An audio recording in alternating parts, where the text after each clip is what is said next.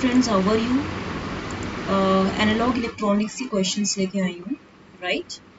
तो इसमें जो है पहला क्वेश्चन है, which of the following statements about the when bridge oscillator is correct, right?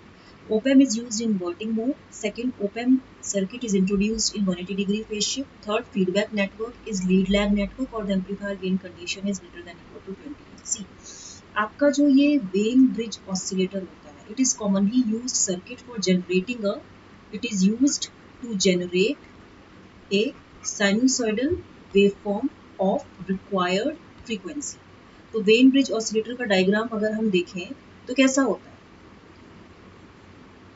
Inverting non inverting to inputs होते हैं. यहाँ पे ये इसका R1 है, ये ग्राउंडेड है और ये R2 है, राइट? और यहाँ पे इधर ये R है एंड ये C है, ठीक है? R एंड C ये शंट में है. यहाँ पे ये V इनपुट है और यहाँ पे ये C है और ये R है, ठीक है?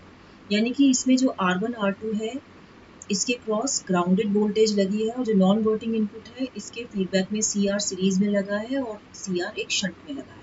So Wien bridge oscillator uses two RC networks connected together to produce a sinusoidal oscillator.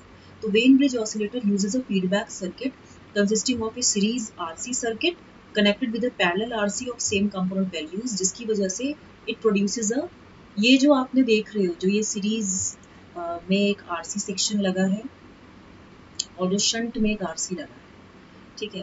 Series RC connected with a parallel RC of same component values, इनकी वैल्यूज इक्वल होती है. क्यों लगा रहता है? To produce a phase delay और phase advance depending upon circuit frequency. तो at resonant frequency आपका फेज शिफ्ट 0 होता है, राइट? तो feedback network consists of series and parallel connections of two RC networks that act as a lead lag network in feedback. Generally आपने control से पढ़ा होगा, RC अगर एक सीरीज में हो और एक RC शंट में हो तो जो RC होता है ये सीरीज वाला ये लैग नेटवर्क की तरह काम करता है और ये जो RC जो शंट में लगा है ये लीड नेटवर्क की तरह काम करता है, ठीक है? इस तरह से ये काम करता है. तो याद रखिए जो इसका लूप गेन होता है, जो इसका लूप गेन होता है वो A is equal to 1 plus R2/R1 होता है. और इस लूप गेन की वैल्यू क्या होती है? ये ओपन लूप है, ये जो है आपका ये आपका ओपन लूप है और जो आपका लूप गेन होता है वो होता है A/3 plus J of omega RC minus 1 upon omega RC, ठीक है? तो at omega equal to omega not phase of open loop gain must become 0. At omega equal to omega not phase of loop gain it must be 0. इसीलिए जो आपका imaginary part होता है it should be 0. यानी कि ये जो omega not minus, मतलब आप कह सकते हो putting omega equal to omega not we have omega not minus 1 upon omega not RC equal to 0. यही होगा ना? ये भी RC था, which implies omega naught square is equal to 1 upon R square C square. तो omega naught is equal to 1 upon RC, right? तो यानी कि जो आपका F naught है ये है 1 upon 2 pi RC. तो F naught is the frequency of oscillation, ठीक है? तो इसमें जो क्वेश्चन आया है कि OP Amp is used in inverting mode और OP Amp circuit is introduced in 180-degree phase shift. Feedback network जो इसमें लगता है वो लीड लैग नेटवर्क होता है और इसका जो गेन होता है 1 plus R2/R1 होता है, राइट? ठीक है? इतना आपको पता होना चाहिए, ठीक है? रेजोनेंट फ्रीक्वेंसी में फेज शिफ्ट क्या होती है? 0 होती है, ठीक है? नेक्स्ट क्वेश्चन है आपका, in a certain transistor the emitter current is 1.5 times larger than the collector current. If the emitter current is 50 milli ampere find the base current. See, आपको पता है जो एमीटर करंट होती है IQ, this is equal to sum of base current plus collector current, right? तो जो आपका common base current gain होता है, ठीक है, जिसको हम बोलते हैं common base current gain alpha, it is defined as the ratio of collector current to emitter current, right? IC/IE. Alpha is equal to beta by beta plus 1 होता है. बीटा क्या होता है? कॉमन एमीटर का current gain. It is beta क्या होता है? जो कॉमन एमीटर का करंट गेन है इसकी वैल्यू होती है IC अपॉन IB. तो ये जो बीटा है this is equal to alpha by 1 minus alpha.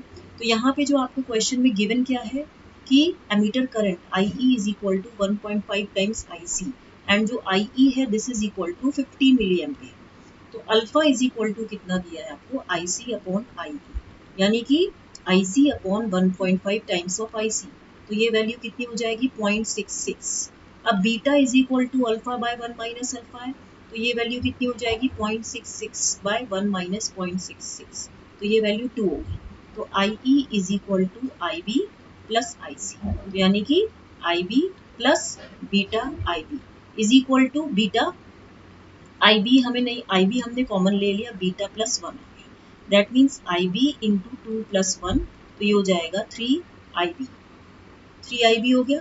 अब इसमें हमें क्या पूछा है, इसने बेस करंट पूछी है, what it is asking base current. तो यहाँ पे जो बेस करंट होगी this is equal to I E by beta plus 1। तो आई ई की वैल्यू कितनी होती है, आई ई की वैल्यू होती है आपकी आई बी, इसमें आपने निकाला था क्या, आई ई 15 मिली एम्पियर है ना, तो रुकिए आई ई आपकी 15 मिली एम्पियर, तो यहाँ पे ये 50 हो गया, ठीक है। एंड बीटा आपका 2 प्लस 1 हो गया, दैट मीन्स 5 मिली एम्पियर, यानी कि जो आपकी आई बी है वो 5 मिली एम्पियर। तो हमें पहले we have to go to the deep down concept कि पहले आई ई कैसे निकलता है, आई बी प्लस आई सी से, alpha I C by I, alpha beta by beta plus 1 है, तो यहाँ से आई सी अपॉन आई, हमें आई सी दिया है एंड आई ई दिया है, ठीक है, ये हमें गिवन था, हमने ये वैल्यू निकाले, अल्फा निकाला, बीटा निकाला, फिर आई ई इसमें रखेंगे, फिर उसके बाद हमें आई B is equal to I ई, या तब आपको पता चलेगा जब आपके पास इसकी, आपको इसकी वैल्यू पता होगी। जैसे आई यहाँ से दिख रहा है ना कि आपको इस इक्वेशन से I B is equal to I E by beta plus 1, right. Next question है द डायो, इसका आंसर फिर ये होगा। नेक्स्ट क्वेश्चन है the diodes D1 and D2 in the circuit shown below are ideal, ये आइडियल डायोड्स हैं। Then in the circuit देखिए, assuming both diodes, let both diodes D1 and D2 be on, तो current distribution कैसा होगा, यहाँ पे होगा ID1 this is equal to 1 milli ampere, आपको क्वेश्चन में जो दिया है, ठीक है 1 मिली एम्पियर, ठीक है, यहाँ पे ये जो हो गया ये ऑन हो गया, ठीक है। अब यहाँ पे ये D2 जो है ये भी ऑन है, तो यहाँ पे 0 वोल्ट, ठीक है। I इज इक्वल टू कितना हो गया 2 मिली एम्पियर, ठीक है। देखो ID1 हमें निकालना पड़ेगा, ID1 कैसे निकलेगा 1 एम्पियर, 2 माइनस 0 अपॉन 2 किलो, यानी कि 1 मिली एम्पियर। फिर करंट I जो निकलेगा, यहाँ पे जो करंट निकलेगी I this is equal to 0 minus minus 2 upon 1 kilo, तो कितना हो जाएगा 0 प्लस 2 अपॉन 1 यानी कि 2 मिली एम्पियर। अब KCL चाहिए, by KCL I is equal to जो आपकी करंट आ रही है, यहाँ पे करंट ID2 है, this is equal to also 1 milli ampere which is not allowed, क्योंकि नहीं फ्लो करेगी ना, क्योंकि यहाँ पे जब करंट यहाँ से कैसे जाएगी, ये तो रिवर्स बाइस है। तो I is equal to ID1 plus ID2, तो I is equal to ID2 is equal to I minus ID, तो I की वैल्यू कितनी है, आपने I की वैल्यू निकाली 2 मिली एम्पियर माइनस 1 यानी कि 1 milli ampere, right. But ID1 has the direction which is not allowed by D2, तो यानी कि D1 विल बी ऑन। पहले तो आपको दोनों केस में डायोड्स को ऑन कंसिडर करना है, फिर उसमें करंट निकालनी है, करंट निकालने ID की जो डायरेक्शन है it is not allowed by D2, ID1 की डायरेक्शन जैसे यहाँ पे इस नोड में जाएगी तो किधर जाएगी किधर जाएगी, लेकिन यहाँ से जो डायोड D2 है यहाँ पे बुक में दिया है, क्वेश्चन में दिया है कि ये एरो है, तो यानी कि ID1 has direction not allowed by D2, तो D1 will be on and D2 will be off. तो इनफैक्ट जो आपका करंट I होगा this is equal to ID1 and this is equal to 2 minus, यहाँ पे आप देखिए यहाँ पे जो करंट थी I थी, यहाँ पे दोनों करंट मिल रही थी ID1, ठीक है। हमें क्या निकालना है, जो इसमें करंट निकलेगी ID1 वो कैसे निकलेगी 2 माइनस माइनस 1, ठीक है, इसमें 2 माइनस माइनस 1, दैट मीन्स देखिए ना यहाँ पे इधर अपॉन ये जो इसमें रेजिस्टेंस की वैल्यू है 2 प्लस 1 यानी कि 3 upon 3, sorry sorry 2 minus minus 2, ये वाली वोल्टेज आएगी ना VCC माइनस VEE, तो VCC minus VEE upon R1 plus R2, ये करंट निकलेगी तो 2 माइनस माइनस 2 यानी कि 4/3, 4/3 मिली। तो ID1 कितनी हो गई आपकी, नहीं I इक्वल टू ID1, तो आपका जो आंसर होगा वो क्या होगा कि D1 is on and D2 is of. ठीक है, ये आंसर होगा। पहले तो आपको दोनों डायोड्स को जो कंसिडर करना है वो कंसिडर करना है आइडियल करना है, फिर उसमें करंट फ्लो करवानी है, उसकी वैल्यू निकालनी है। ठीक है, नेक्स्ट क्वेश्चन है an n channel JFET has a cutoff voltage of -9 volt. If we apply -2 volt at the gate terminal, the minimum VDS that is required to obtain maximum drain resistance is, see minimum voltage जो VDS होता है, ठीक है, minimum VDS minimum for saturation is equal to VGS minus VP, ये VDS होता है। VP क्या होता है, कट ऑफ वोल्टेज। ठीक है, तो VGS is equal to -2 volt हो गया and VP is equal to cut off voltage -9 volt हो गया। तो VDS is equal to -2 minus 9, यहाँ पे ये 9 है। ठीक है, तो -2 प्लस 9 7 वोल्ट हो गया, तो आपका आंसर 7 वोल्ट। ठीक है, नेक्स्ट क्वेश्चन है आपका ये वाला। A capacitively coupled amplifier has a mid-band gain of 100, a single high-frequency pole at 10 kHz, a single low-frequency pole at 100 Hz. Negative feedback is implied so that the mid-band gain is reduced to 10. The per 3 dB frequency of the closed-loop system is, देखिए यहाँ पे देखिए हम क्या कर रहे हैं, gain versus frequency के बीच में हम ग्राफ ले रहे हैं। ये ग्राफ कुछ ऐसे आता है। ठीक है, यहाँ पे राइज हो रहा है 20 dB पर डिकेड का और यहाँ पे फॉल हो रहा है -20 dB पर डिकेड। ठीक है, अब यहाँ पे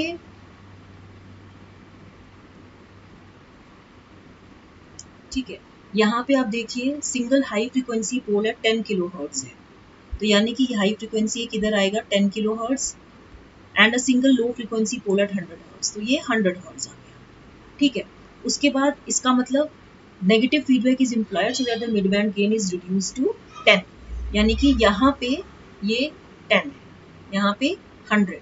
ठीक है, तो यहाँ पे ये वैल्यू कितनी हो जाएगी, ये वैल्यू इधर हो जाएगी 100 किलोहर्ट्ज और ये वैल्यू हो जाएगी 10 हर्ट्ज। ठीक है, ओपन लूप गेन जो है it is shown by thick line, ये ओपन लूप गेन है जो आपका दिख रहा है in the figure, and the closed response is in thin line. ठीक है, देखिए बियॉन्ड ये जो आपका डॉटेड लाइंस है। ठीक है, अब आप इसमें देखिए ये 10 हर्ट्ज है, ये 100 हर्ट्ज है, यहाँ पे लो फ्रीक्वेंसी होगी या हाई फ्रीक्वेंसी होगी।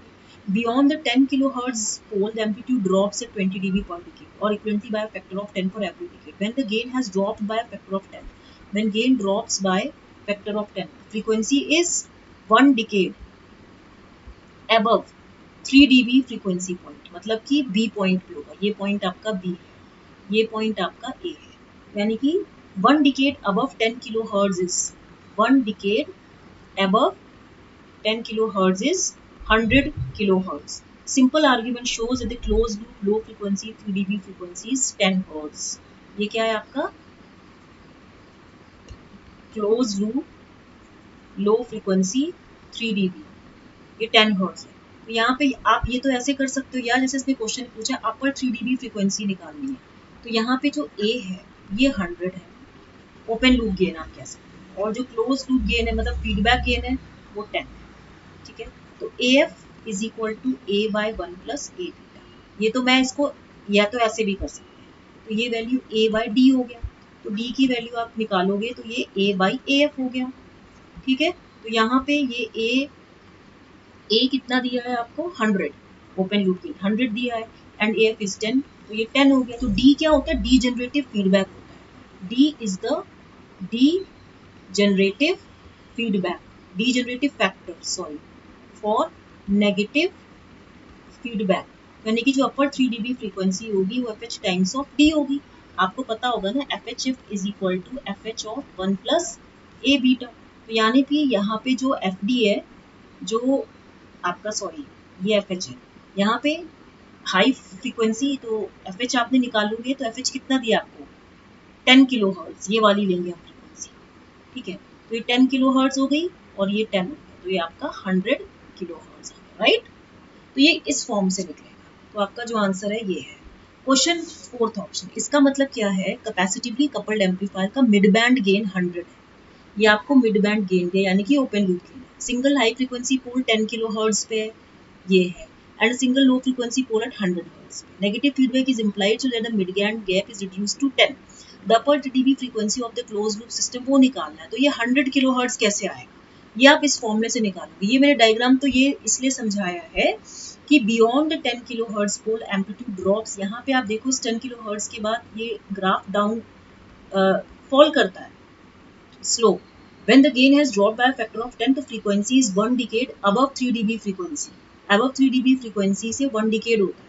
1 decade above 10 kilohertz कितना होता है, 100 kilohertz, ठीक है।